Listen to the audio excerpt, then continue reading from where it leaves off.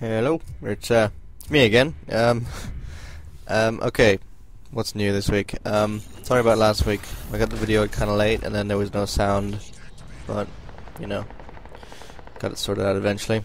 More Crysis 2 this week, and a absolutely awful game. I think I get like 2 kills or 3, and get absolutely just beaten to death in this match. But you know, I play so many games that I jump from game to game a lot, and I don't get particularly good at one particular game. But I got Borderlands. I got it on Steam. I pre-ordered it and I got it on the release date, and I was playing it like 3 hours after it was released, and oh my god, I've just been playing that game non-stop since the release date. It's absolutely amazing. I don't have any PC gamers that have a copy of Borderlands, so I haven't really been doing any of the co-op, which is really unfortunate, you know. If there's any of you who have Borderlands on PC, Borderlands 2 that is, on PC, give me a message and maybe we'll do some co-op gameplay. But yeah, I've been playing that a lot, and yeah, that's pretty much it. What do I want to talk about this week? A lot of stuff that people have been asking me about is where did I learn game development and game design and such. What college did I go to and things like that. Well, this video is to tell you about where I learned game development. I've actually never gone to college or any formal education. I never gone to any formal education system to learn game development or programming. I've completely taught myself over the last like 5 years or so. Actually, probably a bit less. Yeah, probably about 5 years. I mean, 5 years ago, I had a DS, and I saw homebrew games, and I was like, oh, that's pretty cool.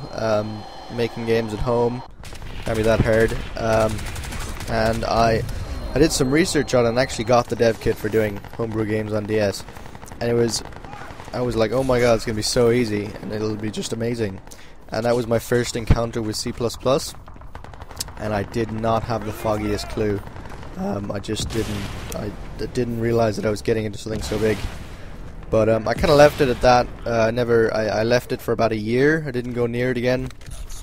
And then a year later, I got a little netbook, which was sort of a portable computer for me to be doing stuff on. It was actually a fairly decent computer at its time. It's now kind of old and crappy, but at the time I downloaded Visual Basic, and I started basic programming, like Windows Forms programming, and that was when I started to get into it more.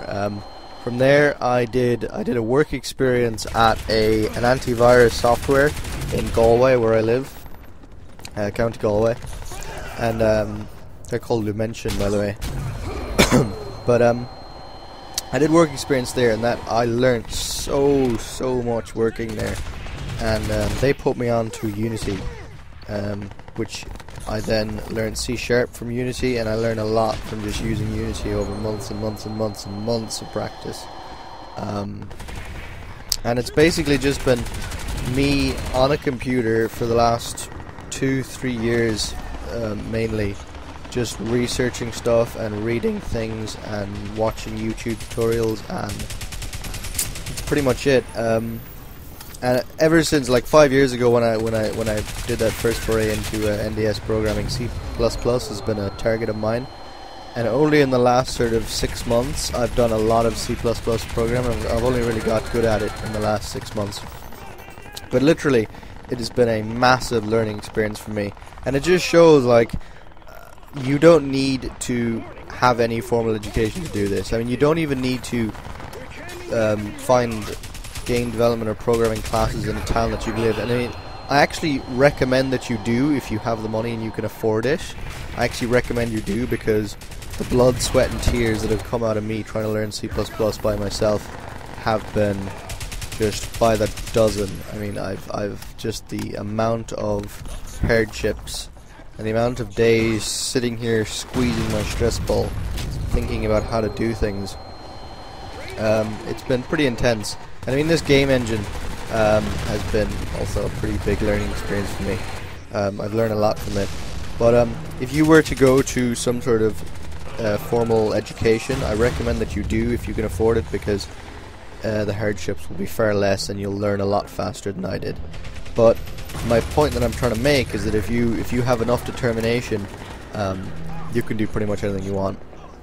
I mean, I'm not a believer of like talents in the way that you just are born to just be amazing at something. I genuinely don't believe that is the way.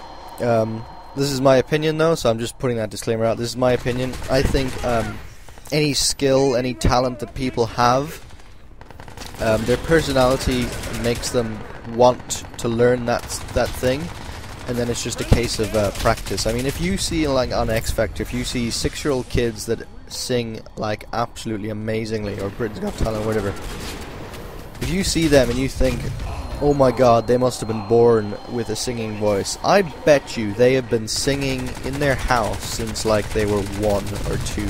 They've been practicing their entire life for that. And I don't think they were born amazing singers. I think they were born with the want and the passion to be a singer, which allowed them to practice and have enough determination to become a really good singer. So I don't think anyone is born to do something, but I just think if you have enough determination to do something, you can do it. Even if you cannot afford formal education, you can still do it. With the internet and stuff like that, there really is no excuse not to go and teach yourself something if you really want to. But yeah, this topic's kind of gone off track, but you get the idea.